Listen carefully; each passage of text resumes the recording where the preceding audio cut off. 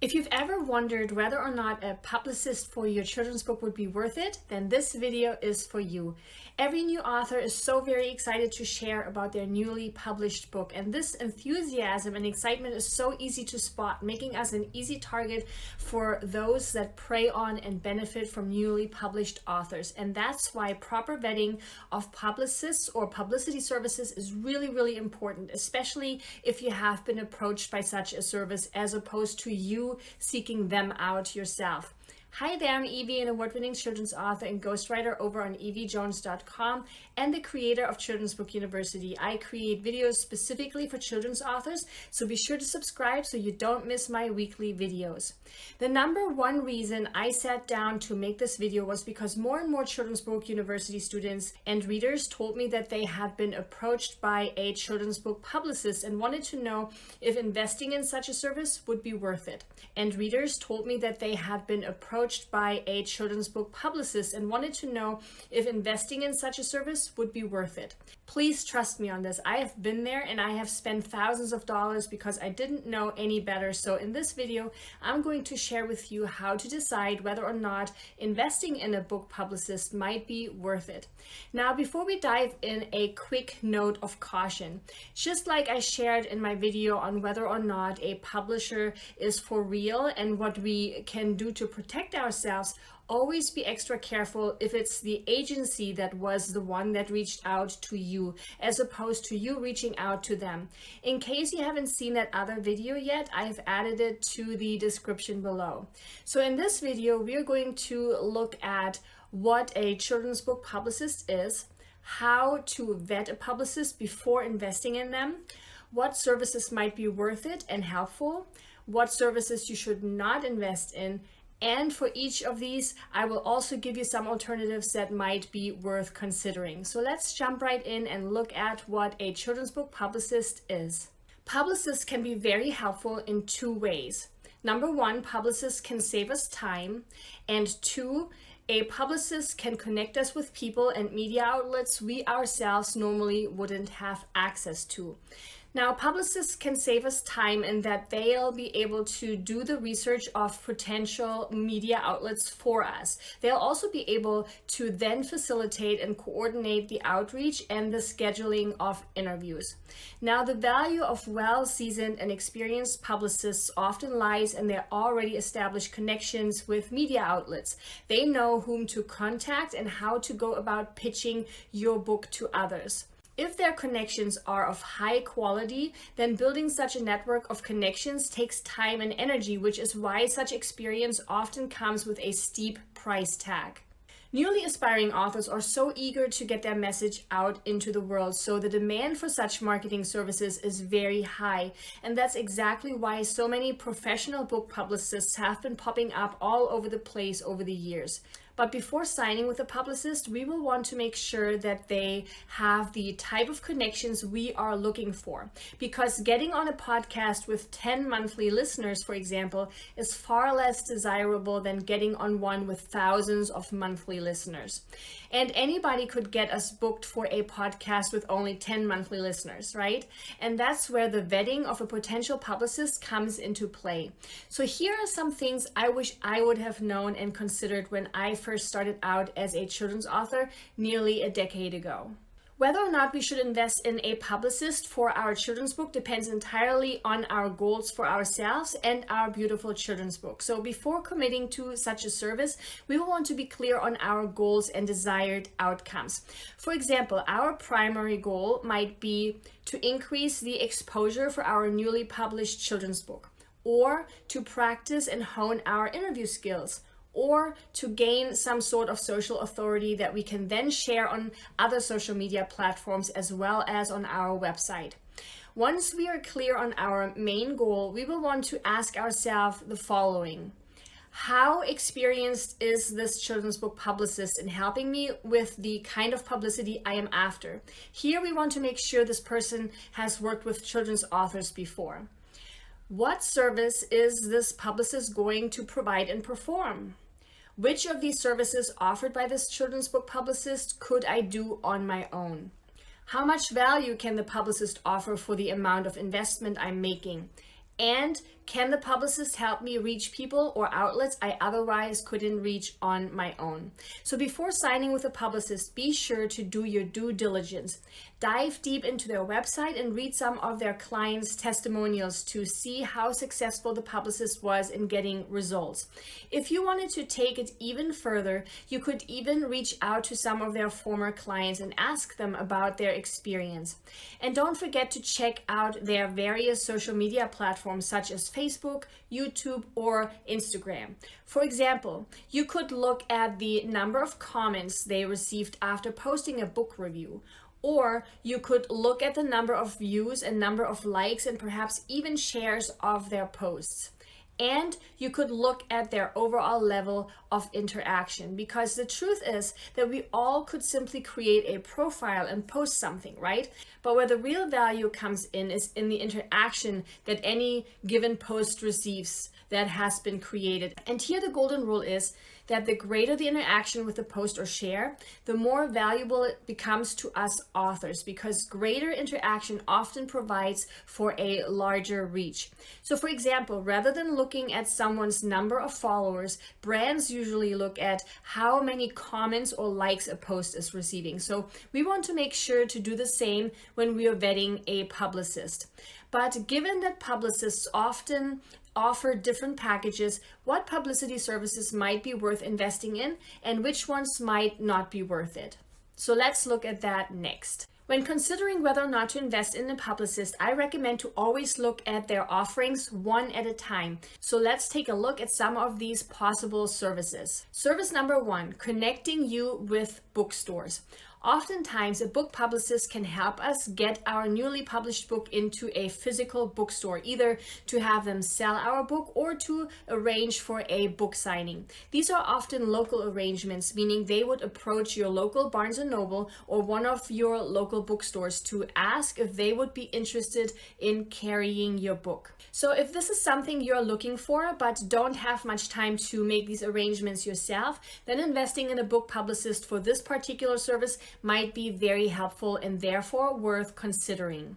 Now, the alternative option here would be to try and approach individual bookstores yourself. It's actually much easier than you might think. It's just a matter of starting locally and simply calling your local Barnes & Noble or independent bookstore. I went ahead and added the link to one of my very first articles I ever wrote for my blog on how to get your book into bookstores. And while some of the things have changed since I have written this article, the process on how to go about getting your book into a bookstore is still the same. And I'll make sure to create a separate video on this soon as well. Service number 2, connecting you with media outlets. Media outlets can be things such as podcasts, magazines, TV shows, and radio stations, for example. If your children's book publicist can connect you with any of these, they might be worth investing in. However, there are a number of things you should consider first.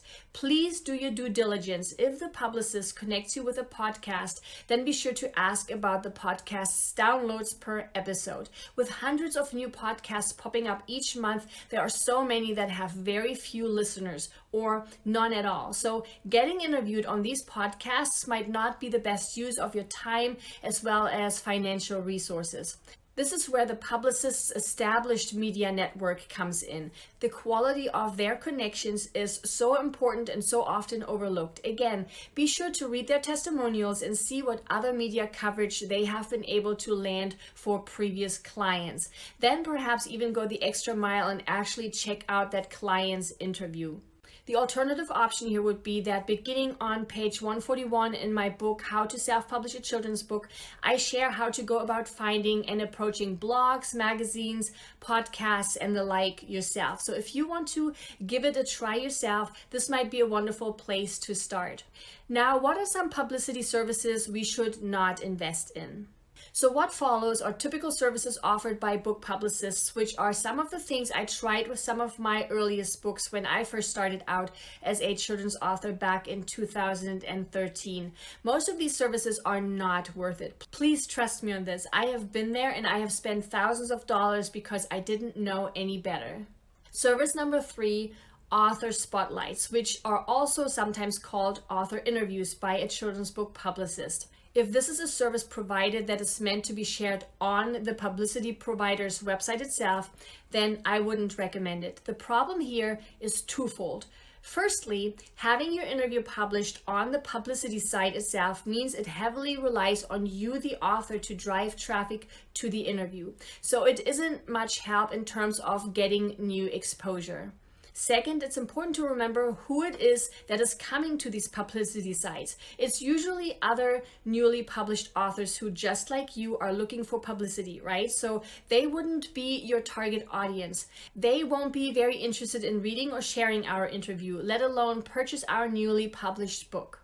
So this one right here is one of my earliest books when I was still so very eager to try everything to get my message out into the world. And while I enjoyed the interview, the only people that saw and commented on it were those that I managed to send to this interview myself. So the Publicist didn't create any new exposure for me with this interview because people that came and read it were people I sent myself. So instead of this interview helping my exposure, I helped that website to rake up more views. So having our interview shared on the Publicist's own social media assets, such as their website or Facebook page or their Instagram, won't be all that helpful when it comes to increasing our exposure. So to determine whether or not the service would be worth it, make sure you look at the Publicist's previous shares and posts and look at the all-telling interactions such as likes and comments, especially on social media. Here, a great alternative could be influencers.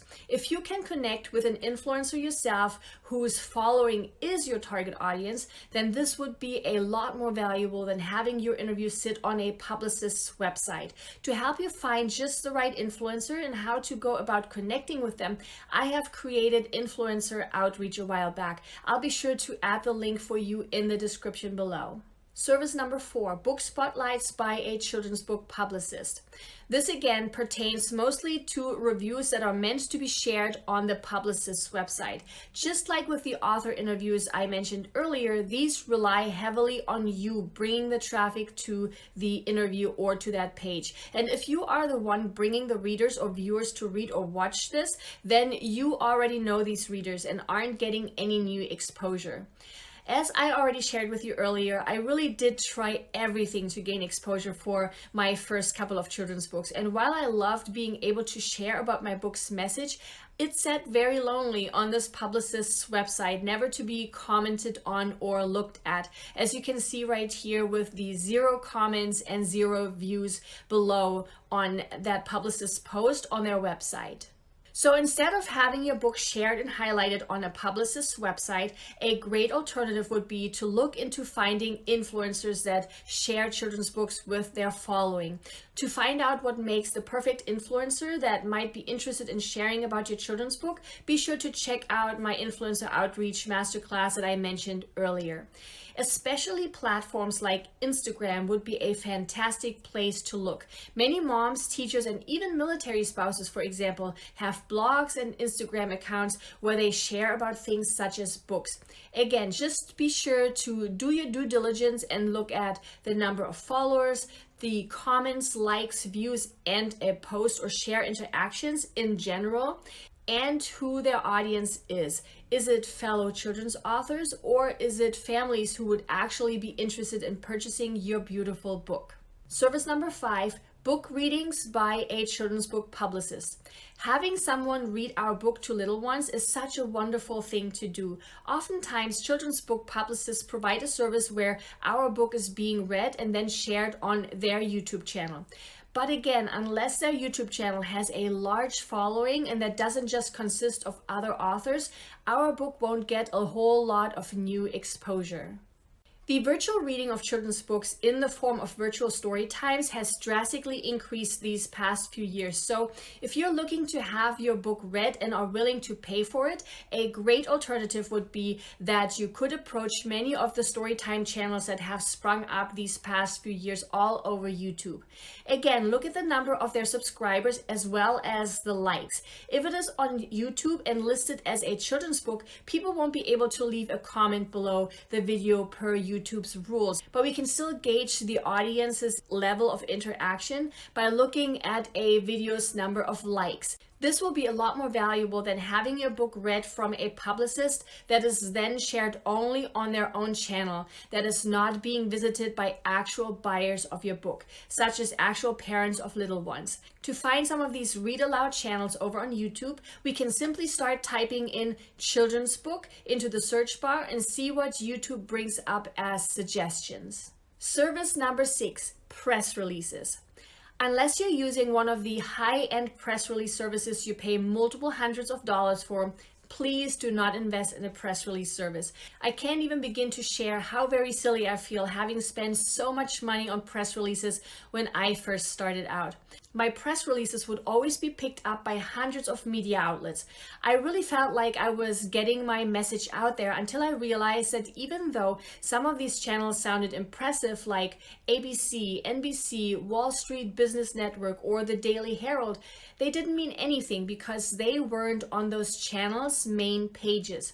Instead, my press release was buried on a sub page, someplace no normal person would ever get to unless they had a direct link, which of course no one did. So while the distribution looked really impressive, it was truly absolutely meaningless and didn't get me any actual exposure. In the end, it is of course entirely up to you whether or not you'd like to invest in services provided by a publicist. The main reason I created this video is because a growing number of my students and readers have reached out and asked me about such services and whether or not it would be worth investing in. It's always flattering to be approached by someone that saw our book and wants to help us spread the word about it because they too believe in its message. But I also know that we all have a limited budget for these types of things, so we will want to make sure we invest in the things that will bring true results. And that's where our due diligence comes in. And so it is my hope that with this video I was able to help you see what we should pay attention to and what we should and shouldn't invest in. I hope you found this video really helpful. Please give it a thumbs up and subscribe if you haven't yet. It really encourages me to keep making videos for you just like this one. Here's to the publicity of your very own children's book. Bye!